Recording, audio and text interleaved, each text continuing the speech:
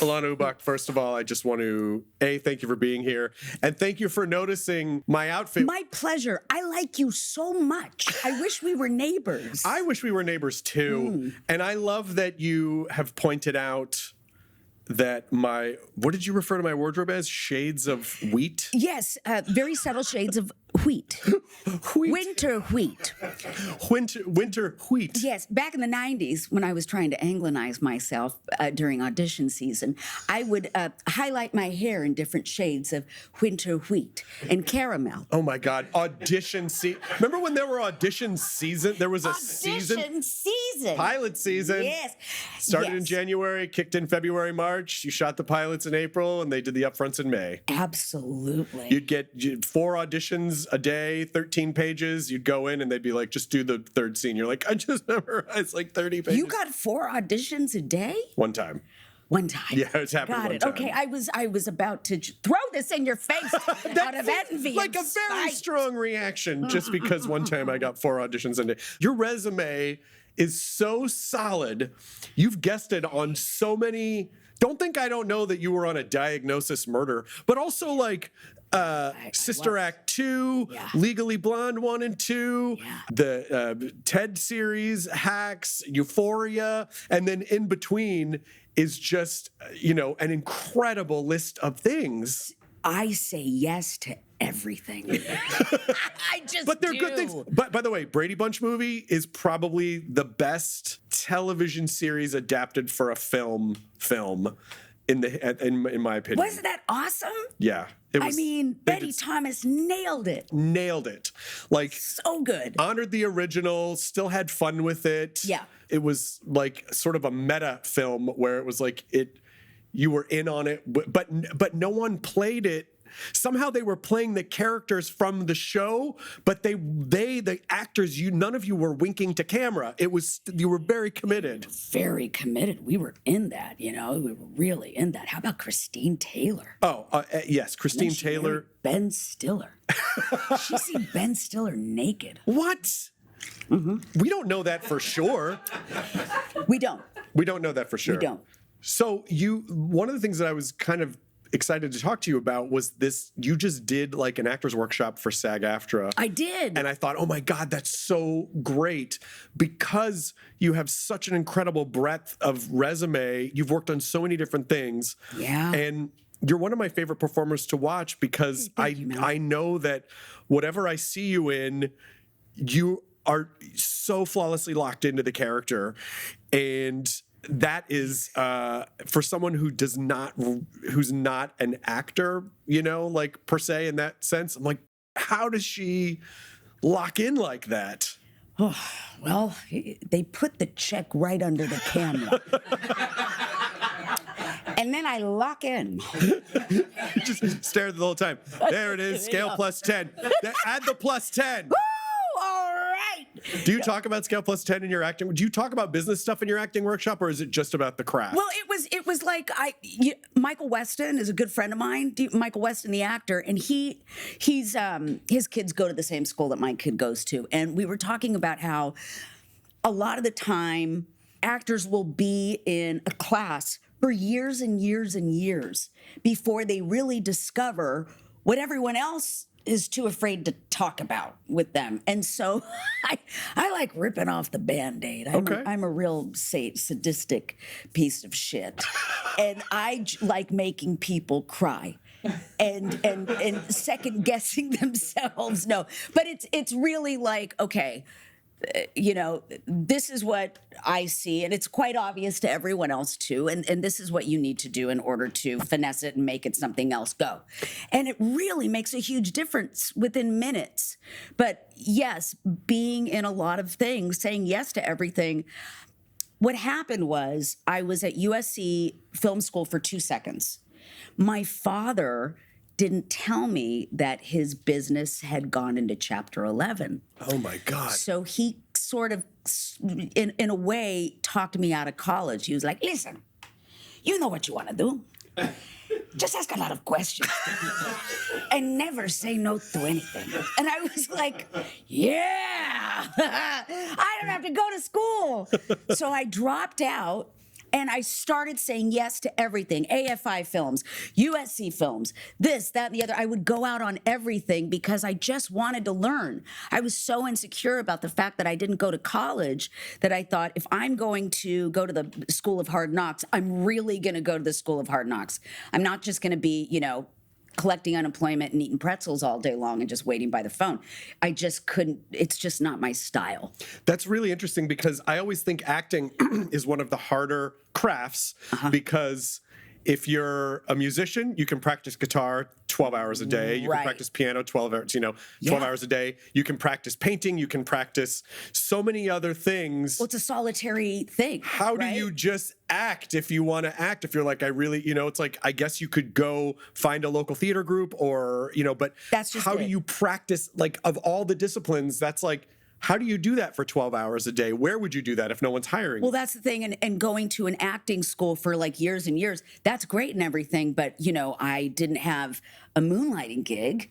Acting is all I knew. Yeah. So I thought, oh gosh, I have to say yes to everything because I'll probably be a terrible server, a terrible bartender. I'll just break everything. I can't, the idea of working at a shoe store or anything like that. It's very difficult for me to concentrate, to be good at three things at once, like most women are.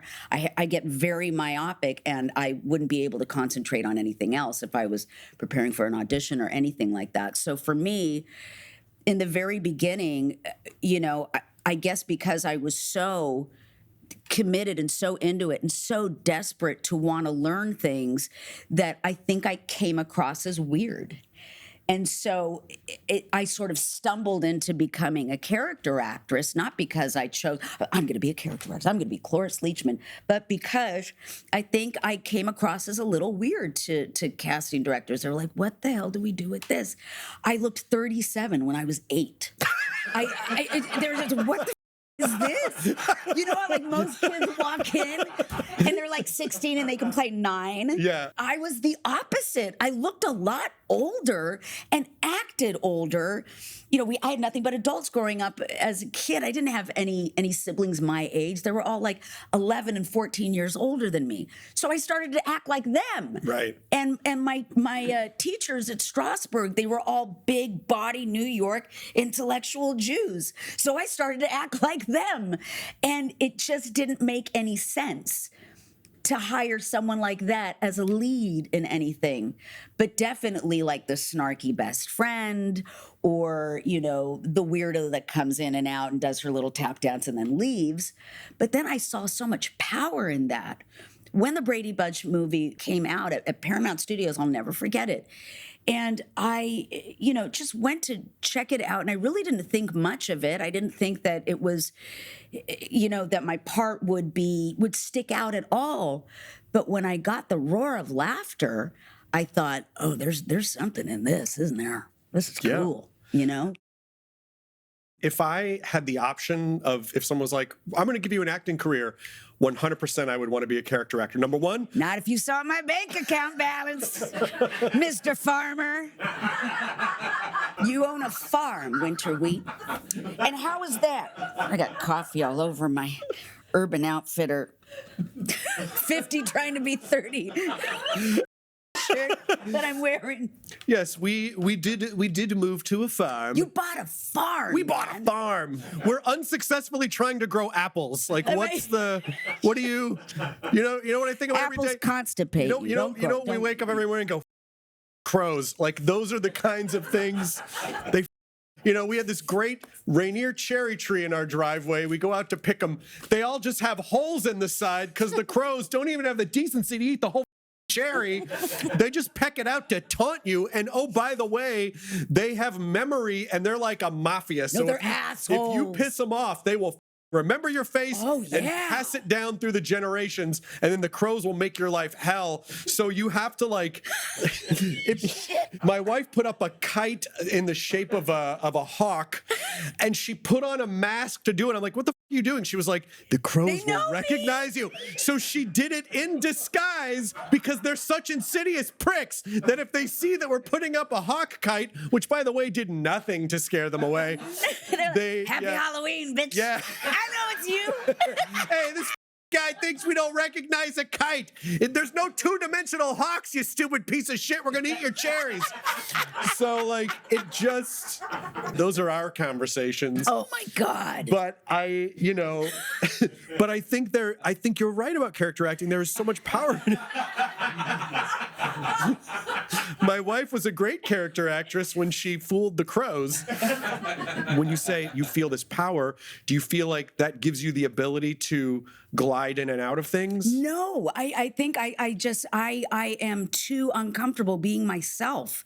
And I really do envy the number ones on call sheets, because someone like Zendaya is just her simple self. And she's so comfortable in her skin, and she's so luscious and yummy and sensual. And I've just never been able to pick up that language. You know, it's just a thing where you can be your luscious, beautiful self all the time. And I don't know what it is. I don't know. I don't know. I have no idea what makes one woman a little rough around the edges versus another, even though I was like born and raised in suburbia from a pretty decent, cool family. I mean, they fought all the time, but whose parents didn't? It was the 80s. It was the 80s. It was the 80s. The 80s. Come on. But you just fall into these things, and it gets really exciting. And she's such a great actress, but you're such a great actress, and then you have Coleman Domingo, who is just the best. On. Have you ever seen him in an interview? He's so cute. He's wonderful. He's so yummy. He is. I've known him for, he was at our wedding. Like we've been on, we've just known him forever. And it's so fun to see. On. Who was at your wedding, mother? Coleman was there. Hanging out with the highbrow cultured class, ain't you? I'm sorry, I didn't mean to drop a wedding name. Wait, did you graduate from like Rutgers or No, Stanford? I didn't. I went to UCLA. You went to UCLA. I went to the University of California at Los Angeles. Very nice. And what did you major in? I majored in philosophy. Of course you did. I entered in the math department. I decided that was too much structure. Math. I went to the art department, which had no structure. And then I settled in the middle in philosophy, which was what is structure. So It just was like the balance of both.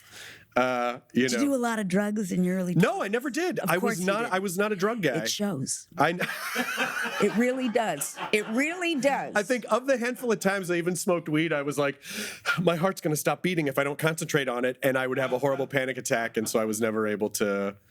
I don't know. If you and I were dorm roommates or something like that, I would have roughed you up. I would have shaven your head and made you grow a goatee, put some dickies on you and be like, what's up, But I really would have probably turned you into a little vato. Do you have tats? My daughter, I almost got a tattoo last year. Did you? About a year and a half ago. Your daughter's name on it, huh? No, she ran up to me with a dry erase marker and drew a heart on my forearm. Oh. But it was just like a scribbly toddler. It was a heart, but it was the cutest. Oh, that's so cute. And I couldn't preserve it because it was dry erase. I kept trying to, and by the time I was able to get an appointment to get the tattoo, it had worn off, and then I got scared and I didn't do it. Right.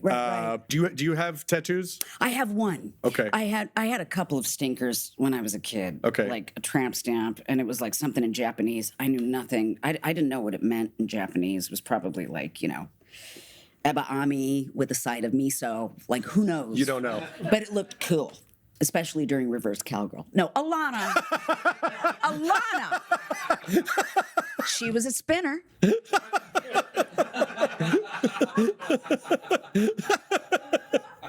So, yeah, I had one of those, and then I had a half a heart, and then I thought it was so stupid, I grew out of it. But my sister passed away recently. She passed away about 6 months ago from a very, just a real brutal run of multiple myeloma. She fought very hard for 4 years. She loved Bowie. So it's just the lyrics of Heroes, and it's on my back, and it's just, I'm going to cry, but yeah, that's my one tattoo. Is it okay to ask how you're doing? Shit, man, it's tough. Yeah. Yeah. It's one of those, man, You never know when it's going to hit you. My dad died, my mom, I was okay. But when almost like a twin passes, I feel like I'm in an invisible wheelchair. I feel like with the grieving process, Yeah. When my dad died very suddenly, and Lydia's dad, Lydia's dad died. Well, no, but Lydia's dad died over 8 years of cancer, 7, 8 years. Shit. And so when we went on our first date, we had this very strange death talk connection of like comparing and contrasting, like, and so it was. We immediately had this incredible connection because we were talking about the difference between losing someone suddenly and then losing someone slowly over time. Wow. And sort of, the one thing that we really agreed about was like the grieving process is unpredictable. Right. And it feels like it's important to just be present for whatever it is. There are times when you laugh about fun things you remember, and then there are times where you're just in a heap. Yeah. And all of it is okay. That's just how you have to process. You got to go through it. You really have to go through it. It's and if you got to cry, let it out. I mean, everyone understands it. The one thing that I remember losing my dad, and after I lost my dad, I was 19. I was just a kid, and I always thought to myself, I was like, if I ever settle down with anyone, if I ever have a lifelong partner, they must know what it's like to lose a parent. They must know what it's like to lose a parent. So any boyfriend I had, I would meet their parents and stuff, and I just couldn't relate. Oh, interesting. I could not relate to them. Was that one of the first questions? Are your parents both still alive? Right. Yeah. Well, we could just be friends. We could sleep together. I'll play all the B tracks, but you ain't gonna get the side A. The side A is that's the marriage. That is. They get the B side of Alanna. That is for about a couple years, and then I'm like, okay, this was great. I'm okay. I know every side of you. I'm done here. You know what though? I mean, but my husband lost his dad, and that was our first date. He lost his dad 6 months before he met me, and that's all we talked about. And I thought, there he is. Just seeing the depth of kind of understanding loss and the process of loss. And you understand mortality. You understand that we're here for a very short amount of time. It's, a lot of people will say, wow, you're a little crazy, Alanna. You're not embarrassed of anything. Why the would I be embarrassed of anything?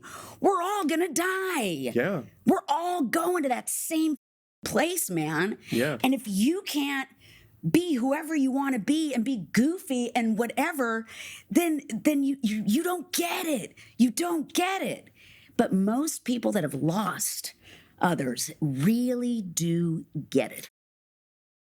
It's such a phenomenal point to make in a culture where we're so concerned about appearances, we're so concerned about engagement, we're so concerned about how we're coming off. And I'm not saying I'm above it. I feel those things too, but to constantly remember, like, every day is a gift that you're lucky to be here, and tomorrow isn't promised, and you just kind of really have to do the best that you can to appreciate, embrace, the moment. Yeah, of course. I mean, look, I make fun of you having a farm and this, that, and the other, but how present it must make you and how it must ground you in a huge way. Oh, yeah. Having to get up early in the morning and then take care of this, and then we have to put the seeds there. Let's think about the crows and all that kind of stuff. It must just Let me be clear. I'm not an accomplished farmer. No.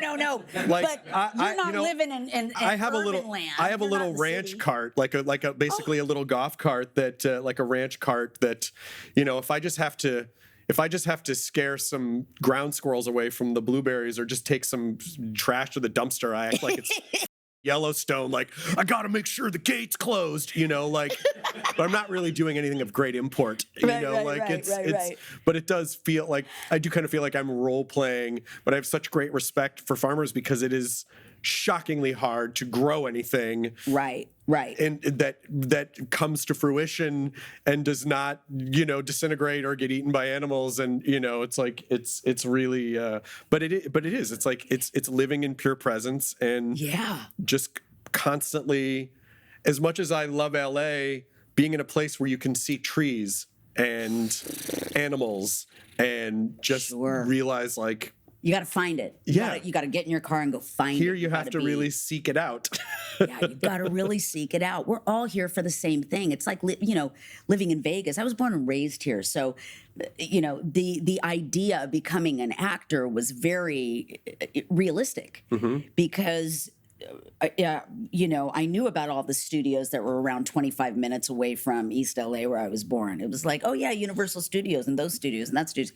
I could really do this. Yeah. It's like being born in, Vegas and saying, I want to work in a casino. Oh, well, you're in the wrong place, kid. Yeah, exactly. Yeah. So it was around us. It was everywhere. So I started as a young kid. I mean, it was just easy, but I was here year round.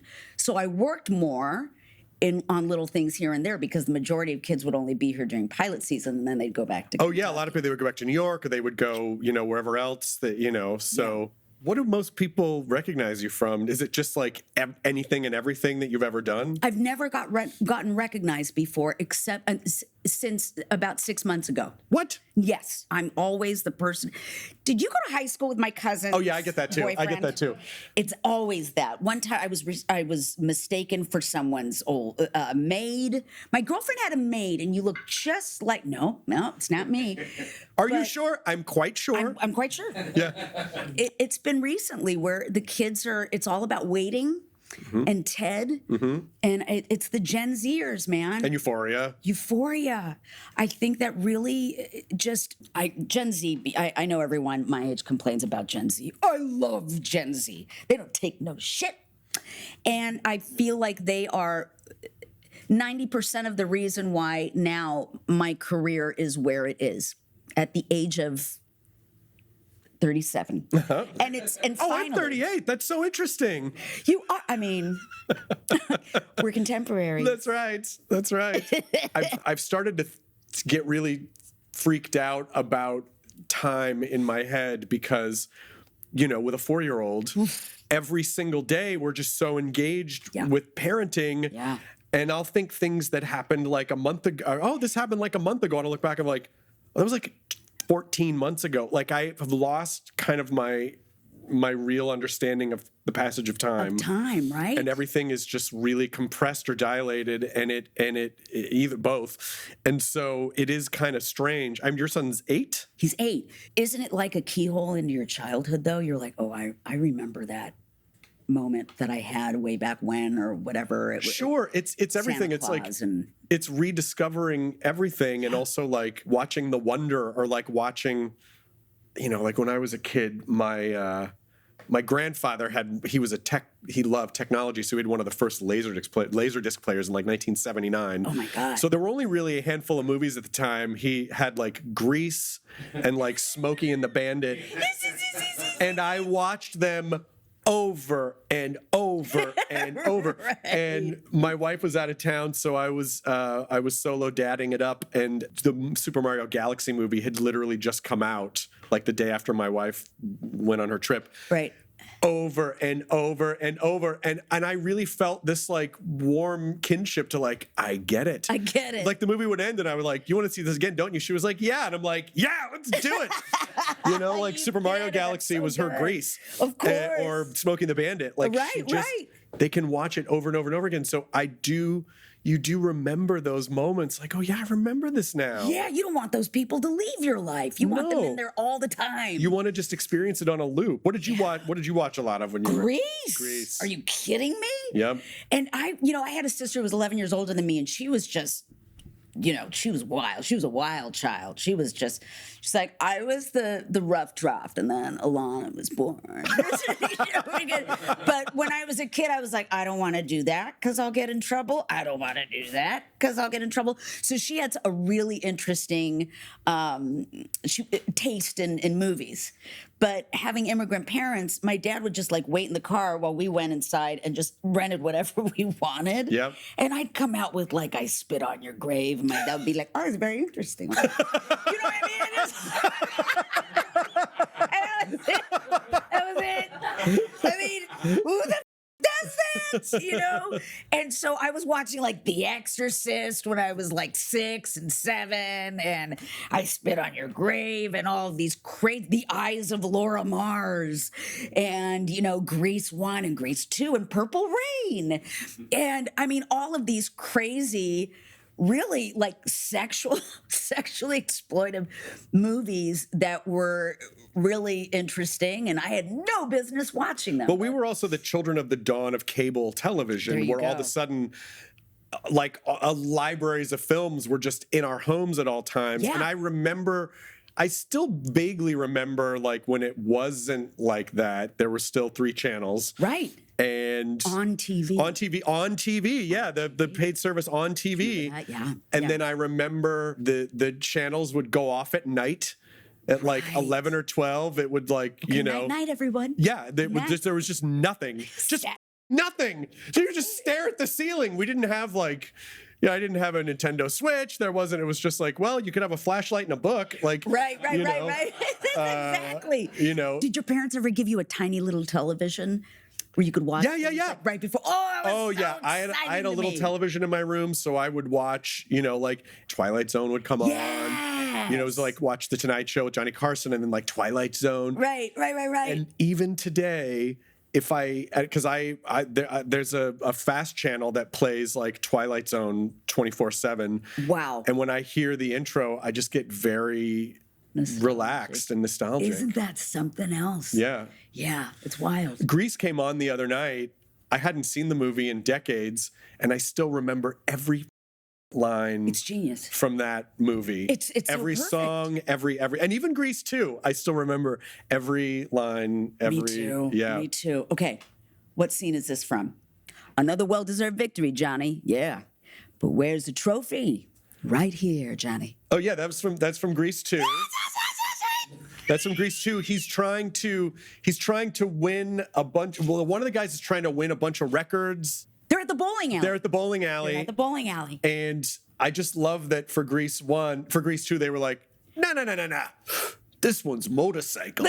Motorcycles, yeah. I thought it was so good. It was fun. It was a comment on the 60s. It was the 60s. And we weren't ready for it. We were like late 80s. No. What is that? Yeah, I mean, listen. A luau. I still, to this day, like I saw some kind of like, Hollywood roundtable with actors, and I see Michelle Pfeiffer on there. I'm like, it's Stephanie Zanoni.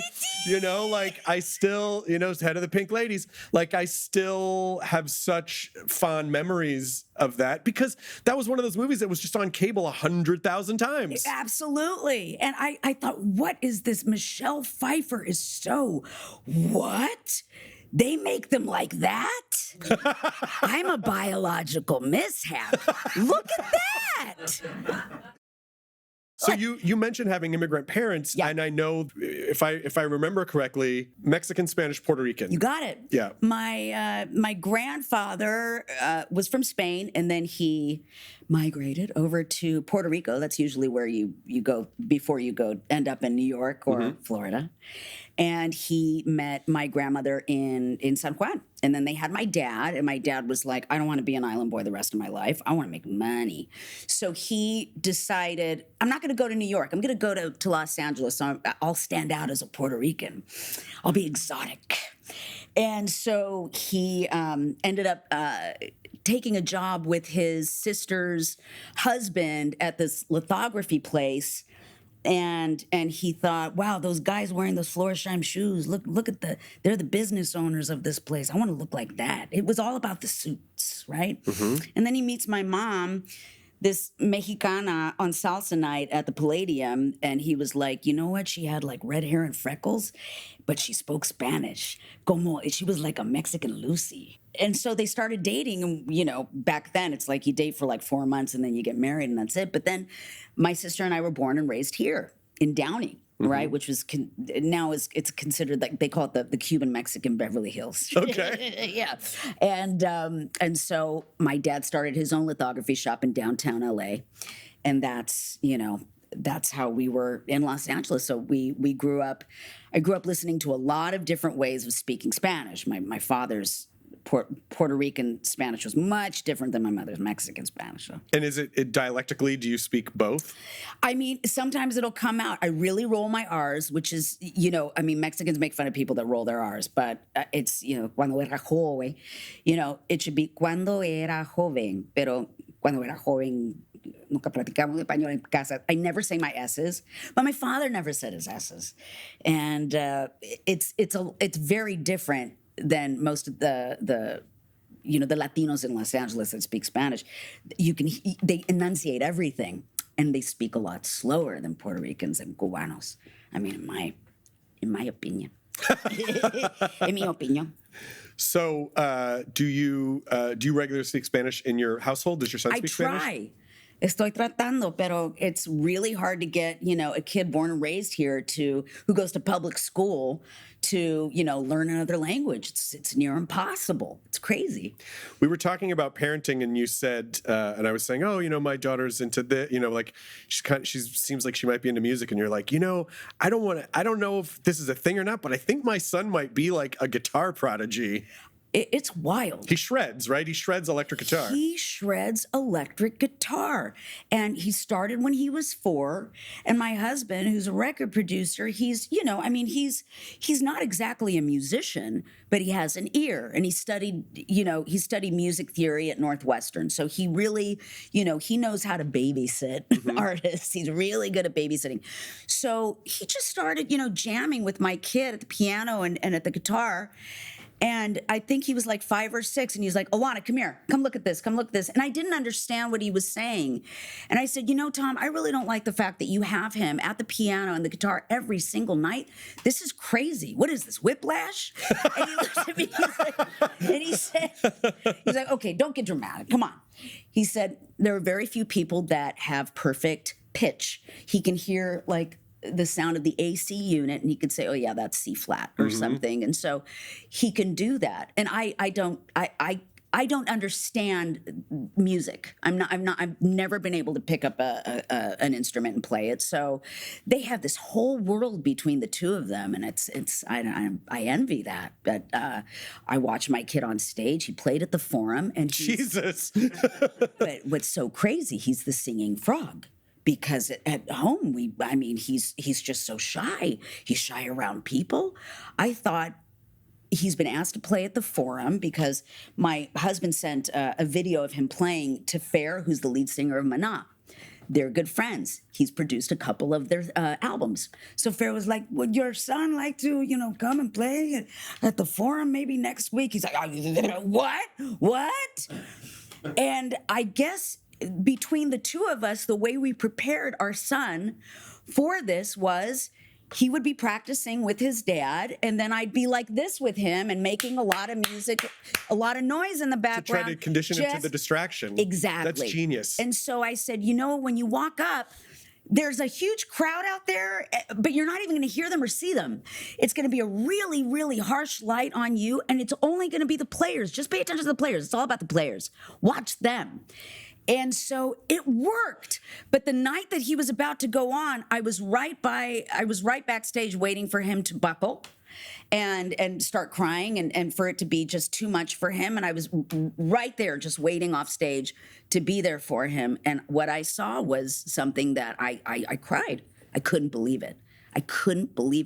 I was like, how the do I water this? I feel like weirdly emotional hearing you describe that because I can empathize with that as a parent. And then knowing what that must feel like to see them like, holy shit, that's a big thing. That's crazy. Yeah. But not even just because it's obviously the magnitude of the Forum is incredible, but the idea that like he does something that he's good at, that he wanted to do, that he accomplished. It doesn't matter what the scale is, but he did it. He did it. But your advice, like, even just hearing that is like kind of groundbreaking, because I often wonder, like, for acting classes or any kind of preparation classes, sure, you're teaching people how to go inward, but can you also teach them what to expect in terms of like what happens if someone's on their phone and the audience when you're in a live performance or a light goes out or people are coughing or they're not reacting, or it's like acting for real situations feels like a great form of preparation. Well, one time I was telling my son, sweetheart, we were in the car alone, and I said, mijo, let me tell you something. If you don't want to do this anymore, you tell me, and it can all go away. All right? If it's too much pressure, if it's done, he's like, oh, Mom, I love it. And I was like, oh, Jesus Christ. Shit. The life of a musician. But what I said, okay, if you really love it, Thomas, it's got to get to the point where if you're playing on stage and that audience walks out, you keep on playing. It's got to be that important. Yes. And he was like, okay. And I don't know if he understands it, but I'll keep telling him that. Because and the same with acting. You want to you want to instill the idea that it's about the process, not about the result, which they can't control. Exactly. It's really wanting to be a part of having a real respect for humanity, a love for it, and knowing that playing like that is reaching so many people, not just yourself, but you're in the service business. But for now, it's got to get to the point where when people get up and leave, you're still playing. Because you and I grew up in a business where we have to break ourselves out of the conditioning of tying our self-worth to these external things which we can't control. Always. Whether or not you get cast in something, whether or not you get fired from something, whether or not they cut you out of a movie, whether or not they use a take where you're like, why did they use that take? Yeah. Then we feel bad about ourselves to the point where you don't even watch your stuff. No, So I love this conditioning where you're like, do it because you love it. Yeah. And I think you're subconsciously trying to prepare him to not be and obviously we're all humans, so we're going to do this to a degree, not be as tied to the result. Don't let that be the deciding factor in what you love. No, you never. Because you can't control that stuff. They're always a work in progress. They're always a work in progress. I look at the Rolling Stones. They're coming out with a new album. Yeah. Yes, chingons. They're still rolling. Por pendejos, they're still rolling, right? Those old fogies still got it, They man. still got it. Yeah. I mean, they must be hung like horses. There's no other way that a man who's 107 would still pick up that guitar and write new lyrics. No, but they have to. If you've been a rock star for 6 decades, that's all you know. what else are you going to do? What are we gonna do? You're going to go sit in a house? Like, the idea that they're called the Rollings, they're not called the Stationary Stones. Right. Like, they have to keep moving. They literally have to keep moving because, I totally see why, if that's been your lifestyle, if you have that momentum, stopping has got to feel like death because, like, what are you going to do? I think it might feel the same for like astronauts. Maybe, yeah. I mean, I remember in terms of endearment, remember when she was just like, well, I'll tell you what, I think it's really, egomaniacal of you to have all of these trophies all over the house just to show off to impress women. He was like, what are you talking about? I earned it. There are very few people that went to outer space. I'm one of them, man. Yeah. And it's why he led such a wild life and he was all over the place and chasing women. Of course he was, because he had to go back to planet Earth and be normal. Right. To be a civilian, that's what I think it's like being a rock star, a mega rock star, right? It's got to be that. Well, and also, again, when you have like music or acting, when you think about how little you're actually doing the thing, right? Especially as an actor, you probably act for a total of 20 minutes. Sure. Like in a day, you might, sit in your trailer for 9 hours and then, act for a handful of minutes. If you're a musician, people, I was like, oh, do you like doing stand-up? I love the stand-up. I love being on stage for an hour and 15 minutes. Yeah. Everything else around it is kind of like the travel and the being in different cities and being away from the family. The lifestyle. If you could just distill it to the thing that you actually get to do, but it's also preparing someone and maybe, your son for like, hey, there's a lot of other stuff that's not exactly that thing that's Right. tied to all of this. Right. So if you accept this, you kind of gotta like accept all of it. You have to accept All of waiting in it. the trailer. You have to accept what do you do the other 23 hours of the day, so like Right. Yeah. My son is just blessed to have my husband as a father. When they were at the forum, they got there very early, and then I was going to sit in the audience once, and then Mana would come on and blah blah blah. But he's like, "Do you want mom to meet us backstage before you go on?" And he was just looking at all of the empty seats in the arena, and he said, "No. No, I want to be alone, Dad. I want to be alone right before I go on." And I thought, in his little brain, he's already starting to understand what he needs for himself to go up and function up. Yeah, but that's a testament to you guys as parents that you allow him to do that. I think about this all the time with like how much you want to keep them safe and prepare them, but you also don't want to over-shelter them. Sure. And you don't want to... You're watering them too much. They're gonna. You want to allow them to... You never want them to get hurt, but you also want to allow them to make the mistakes they're going to make so that they understand that they can rebound from those mistakes and be Right. resilient. So Right. finding that balance and encouraging, but without pushing, and it's such a like a daily recalibration process to make Right. sure you're not getting in the way, but there if they need you. Right, or being like, a drone parent, Yes. right? Where you're just protecting them from everything. And Yeah. I want to do that. Of but course. It's really hard to leave him alone. Of Let him do course. his thing. Did he have fun at the show after? What was kind of his first reaction when he got off stage? Well, I brought a couple of his little buddies to the concert. Yeah. And so right after he was finished, I immediately took them backstage and, gave them Cheetos. And I was like, go run around. And Thomas was so excited to see them more than anything. And so they were playing hide and go seek backstage and just being, kids. The only thing I asked him was, did you have fun? Uh-huh. You hungry? Yeah. That was it. That was it. It That's was incredible. That simple. That's great too, because obviously the tendency would be like, oh my God. And it's like, so then that can also like freak him out a little Freak him bit. out. But I just love that it's like, okay, now they're just kids again. He did this thing and to him it was just playing. Sure. And it didn't have to be this whole other thing. He's hard enough on himself. He's really tough on himself. I'm the idiot like this. And then my husband will be like, Thomas, listen. And then he'll, talk some sense into him and everything will be, For me, it's really just about learning how to be in the moment, because you all the stuff you do if you have too much time on your hands where what do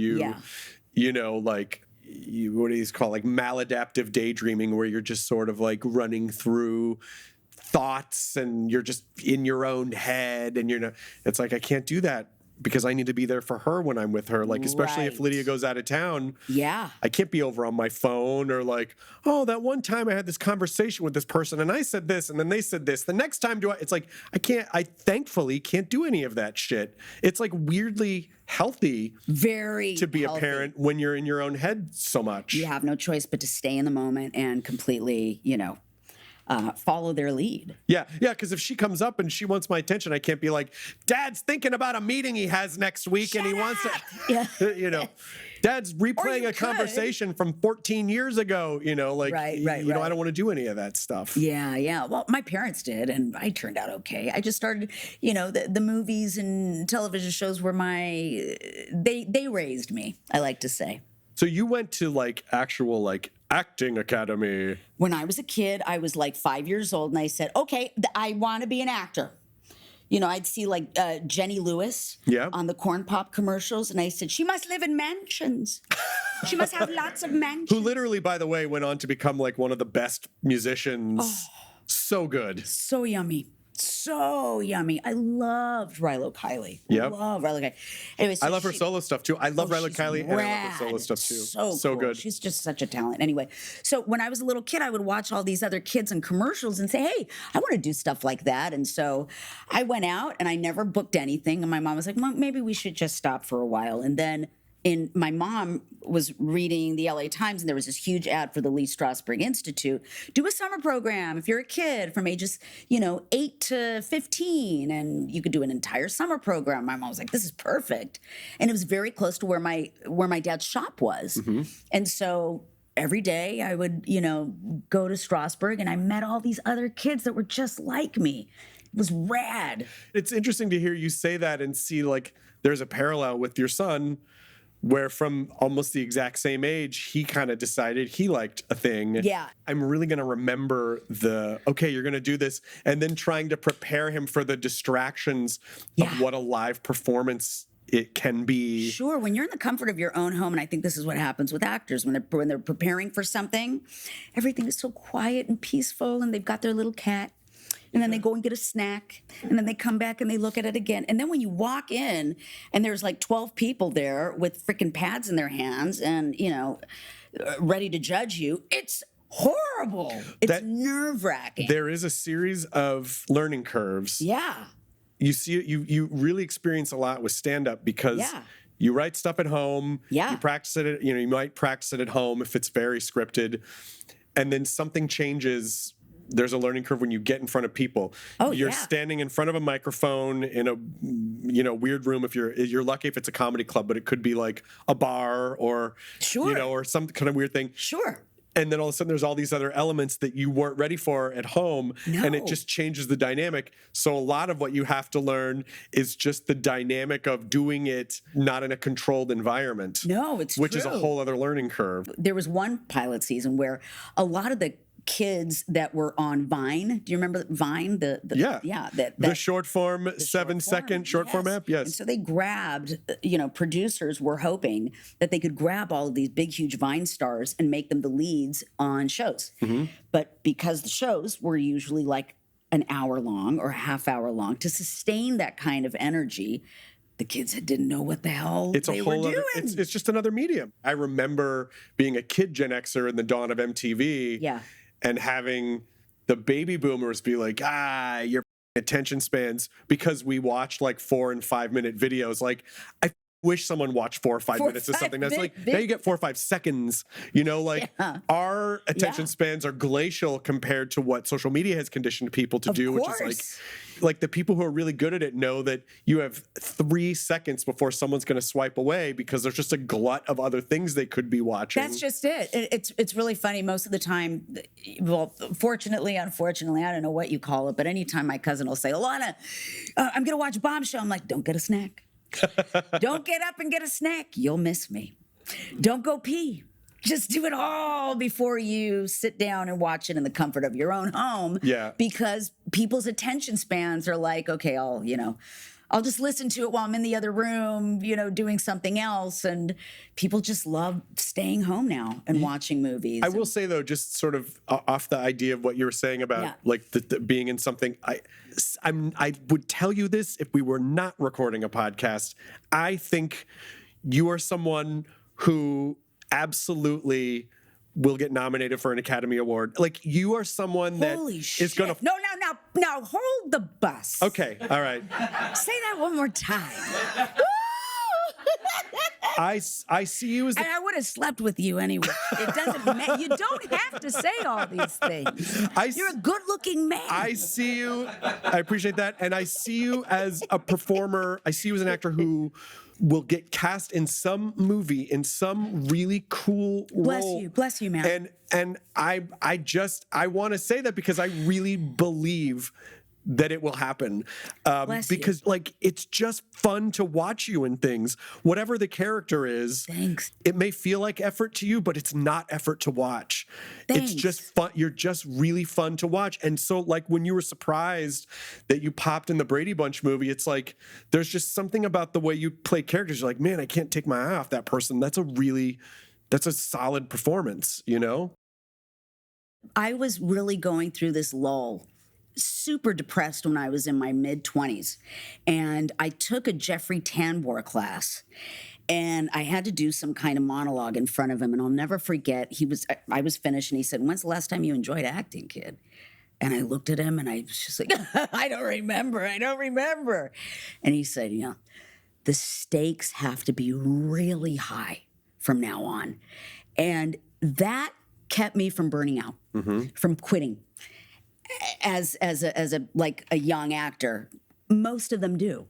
Yeah. Most of them, get to the point where they're just like, God, this is just work, and I'm not having fun anymore. And I want to settle down and have babies and lead a normal life. But for me, that's all I had to hear. And then it clicked. It clicked all over again. And so now, just the deliciousness of living, of having a life, is something so important that an artist needs in order to bring that to whatever they're doing. Because, the stakes always have to be really high, or else you'll overthink. Right. And so when you feel like you're burning out, how do you keep yourself grounded? How do you keep it, like, how do you refocus? You got to tell the left side of your brain to off, man. You got to tell them to off. The left side of the brain is so ugly. It's the one that's telling you, this isn't real, what you're doing. People are looking at you. They're judging. Trust me, you'll never work again. This is, what are you doing? That's not what you usually do. It's horrible. Your brain, for better or for worse, always wants to protect you, even when it does that in a toxic way. No. To be like, oh, everyone, because I think your brain is like, well, I want to protect the human that carries me around. No. Yeah. But so I guess the way to do that is just tell them like, oh, you suck at this. You just need to go do something safe and sit in your house and never leave your house. Right. It's like, that's all bad advice. It's true. It's the fight or flight mode. Yeah. Right? This isn't really happening, or this, that, and the other. But I mean, it's you just got to get rid of that side of the brain and tell it, just pretend it just doesn't even exist, and then go and do your thing. People can tell when you're faking it. It's like being an undercover cop. You got to know that if someone figures out that you're not dudes, telling. Where are the narcotics nearby?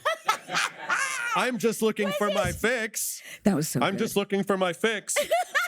Why is your finger in your ear? Fix. I have an ear infection. You would have gotten shot the first day. After that first they know you're going to get killed, right? But they know when you're lying. And so you really do have to, I think, get super comfortable with who you are and then just forget a lot of it so that you're not stuck in your head. Leslie Kahn, who is, she's one hell of an acting coach, and she's always like, you don't have time to really figure out what you're going to do and this, that, and the other. She's like, make a freaking choice and stick with it, and that's it, and just trust yourself. But I think when people are really afraid to up, and I think that the up is the best part. That's the best part. That's the human part. That's the marrow, man. That's the juice. That's the good part. You know? It's also just, you have to figure out who you are first before you even know what up is, because then you still need some type of a baseline, For sure. So, but the way that you do that is by up. Oh, yeah. Making choices, allowing yourself to, not have a great show, not have a great performance, allowing that to happen so that you can learn. That's the best part. Kelsey Kirkland, she was a huge ballerina, insane ballerina back in the day.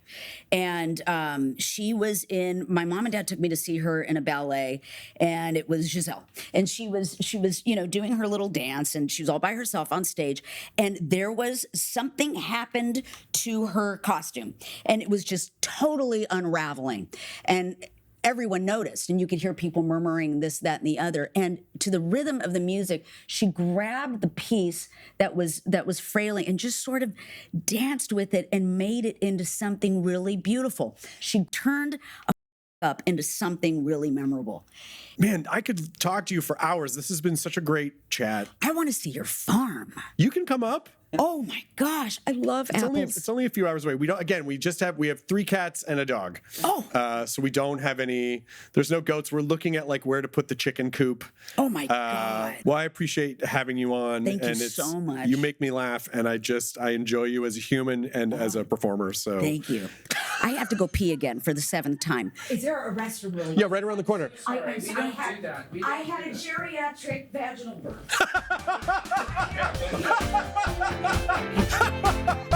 Oh!